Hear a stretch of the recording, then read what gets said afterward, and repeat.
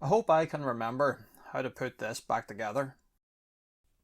Last time we got the Echos 44 colour laptop to the point where it would boot off its own hard drive. We had to repair that ribbon cable, if you remember, but there are a couple of other problems. The keyboard has some faulty keys on it and the screen is full of dead lines. So that's why I have this thing in bits. We're going to try and sort out the screen, but first of all, let's do the easy bit and try and fix the keyboard. So one of the keys in particular that doesn't work is G.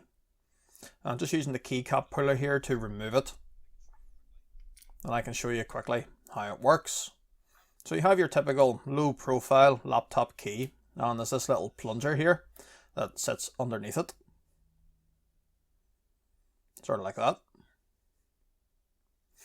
And then under that is this little rubber dome, and that sort of acts as your spring. And when pressed, the little plunger goes down through that hole and pushes on what looks like a bit of wire. But down here you can see these two ribbons that come out of the keyboard. So if we just quickly remove all these screws,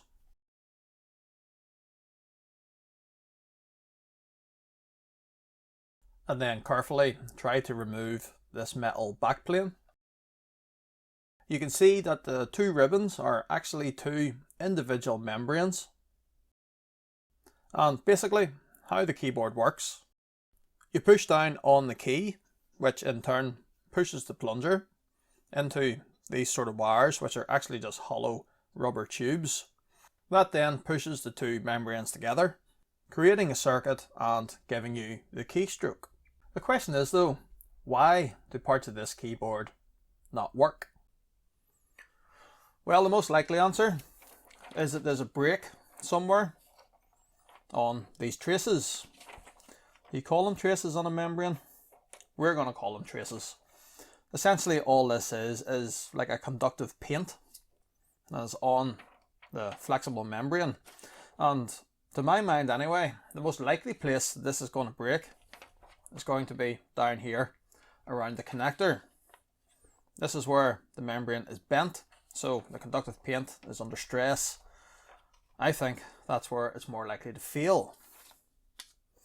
We can test it very easily though. All we need is the multimeter on continuity. Then we can test each one of these.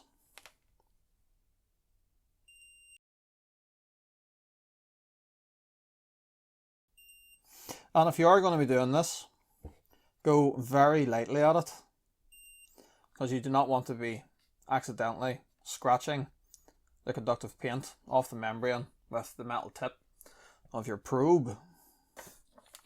Right, that one at least seems to be all fine.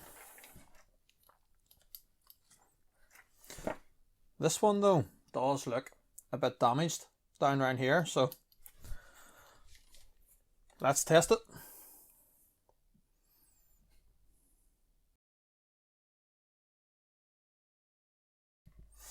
So on this one here then, quite a few of these have problems, and you can actually see that the conductive paint down around here and up about here has been scratched off quite a bit. So maybe someone else has had a go at trying to fix this once upon a time. Who knows? Question is though, how are we going to fix it? Well, I picked up one of these, a conductive ink pen, and supposedly all we'll have to do is use this to redraw these traces, and that in theory should fix it. Only one way to find out.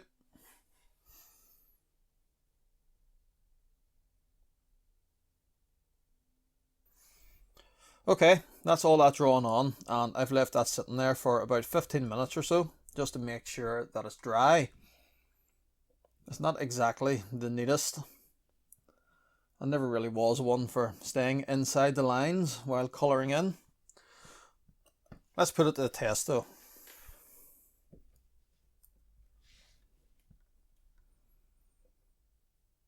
So this first one here that was definitely broken,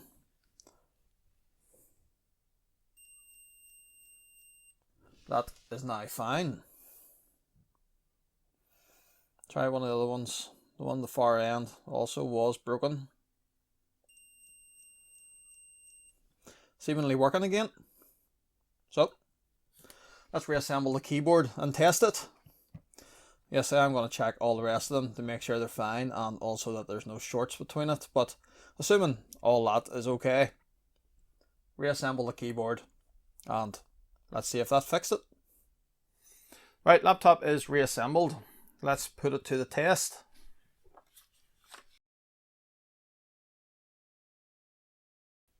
So the machine has just booted into its BIOS here. Escape key didn't work before. Let's see. That seems good. F1, open, close, help. That didn't work before. Yep. Arrow keys didn't work properly. So right, left, down, and up didn't work. Yep, up is working. This is all seeming pretty good. Let's boot into DOS and we'll just try edit and then we can try the whole keyboard.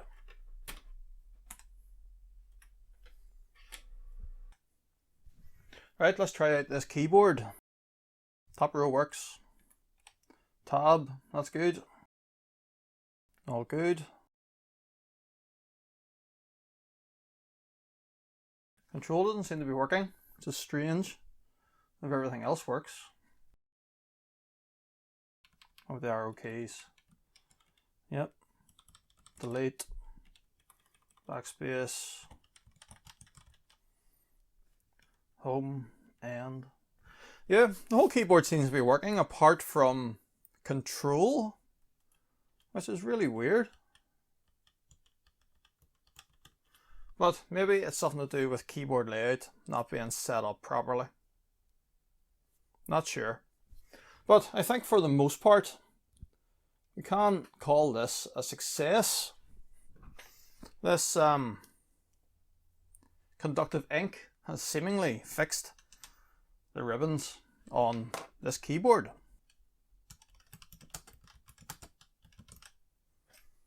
Yep. It's working fine.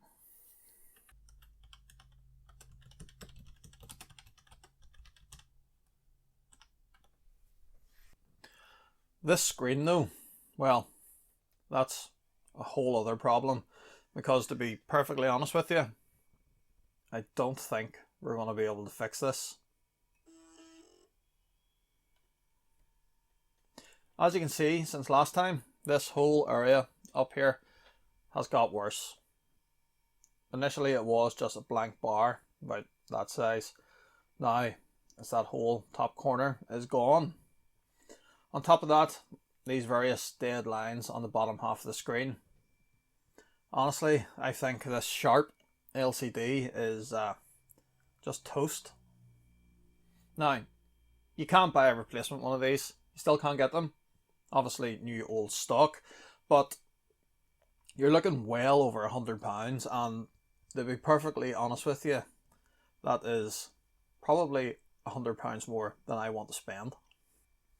The reason that these lines are in the screen here is that these ribbons down here individually carry the signal for each of the lines on the LCD. And essentially what can happen is over time these just come loose.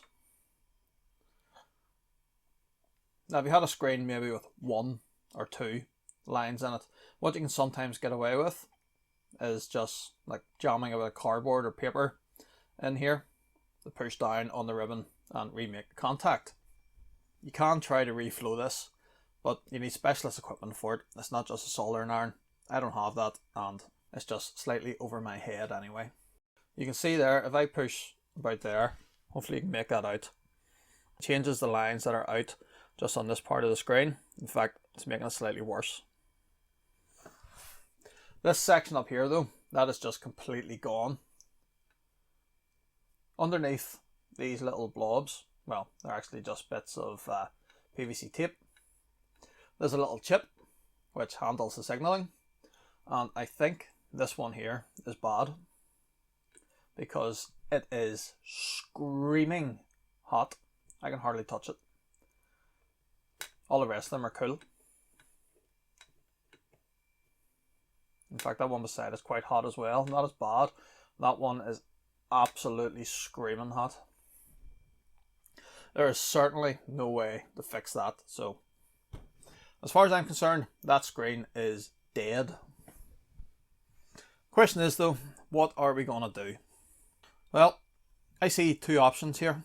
We could just do away with the top cover, come up with something on the 3D printer to blank off where the brackets would go, and then we'll just have a compact 46 almost wedge type computer.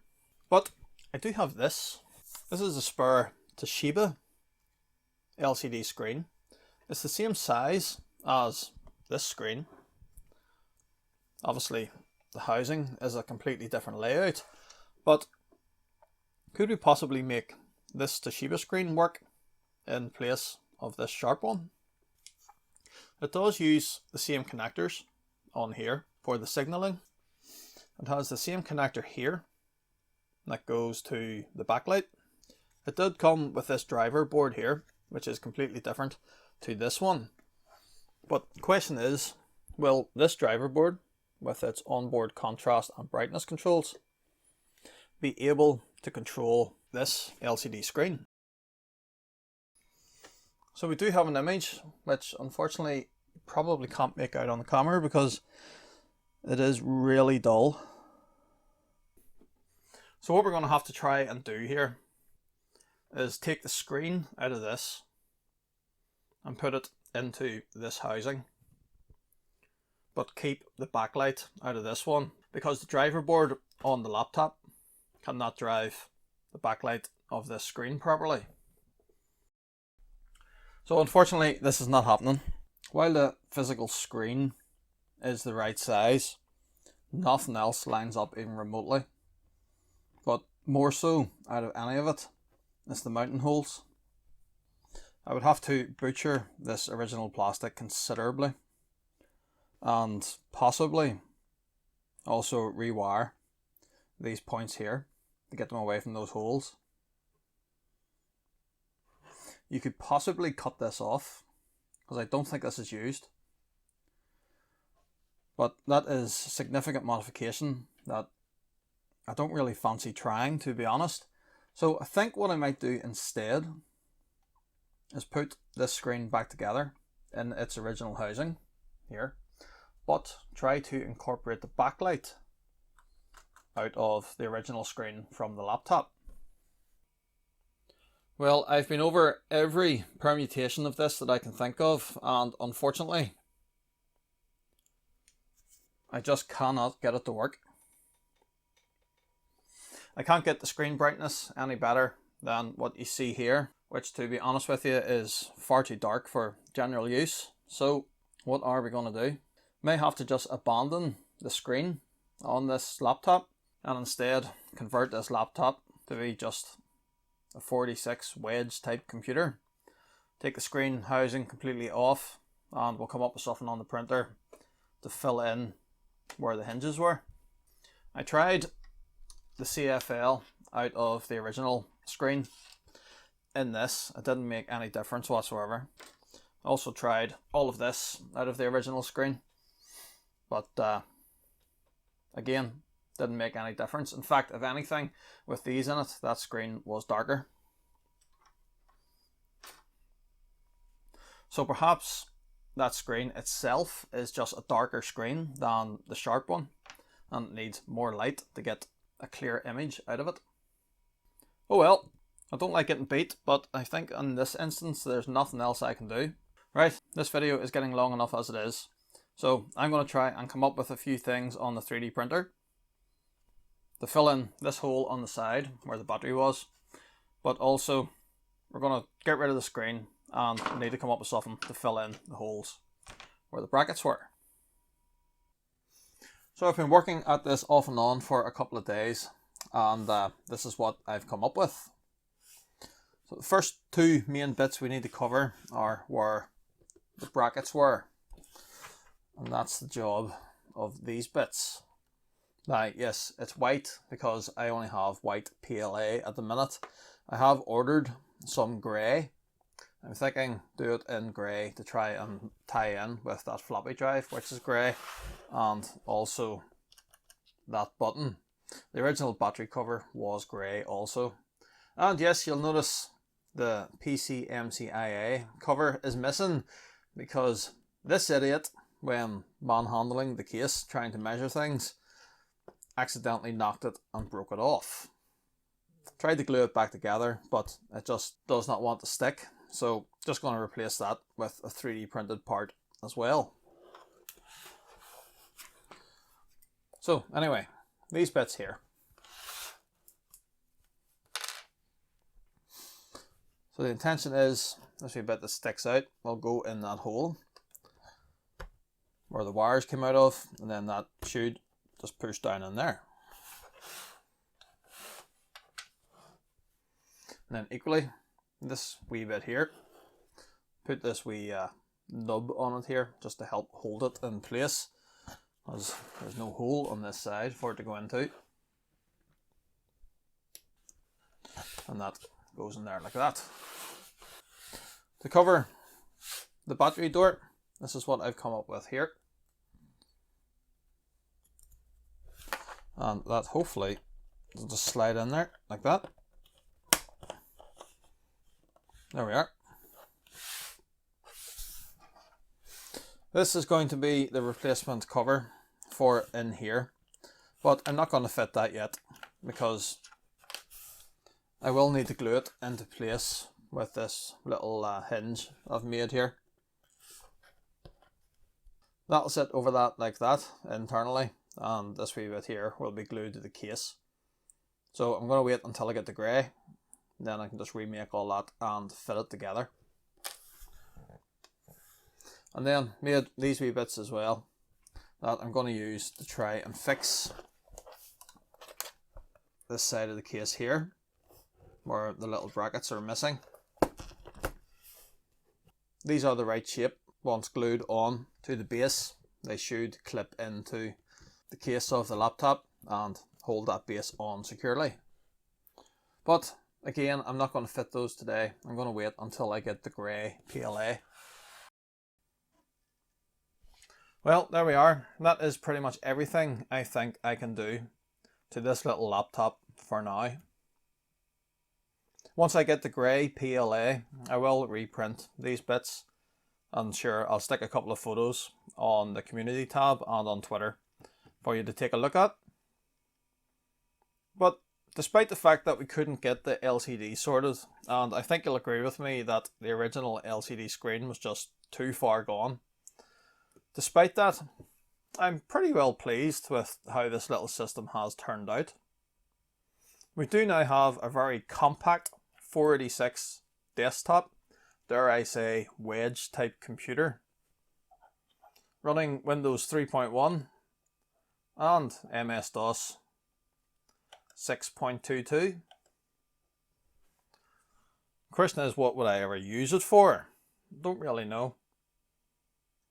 But in the house where I have my home office, this might make a nice little distraction sitting beside the monitor in there for a little bit of retro DOS gaming. Certainly doesn't take up very much space. Apart from that though, I will obviously try and keep an eye out for a new screen, and if I do manage to find one, sure, I'll hang on to this and we can always come back to it at some point in the future and reassemble it again as a laptop. But that is pretty much everything for now. So thank you very much for watching. Hopefully you enjoyed this little video. Despite the fact it maybe didn't turn out just quite the way we were expecting. But regardless, as I say, we do have one very compact desktop 486 computer. It might not be a laptop anymore, but I've seen people take the top screen off a Nintendo DS and call it a Game Boy. Why can't I take the screen off a laptop and call it a compact retro gaming 486 desktop wedge computer? Yeah, that's a bit of a mouthful in it. See you next time.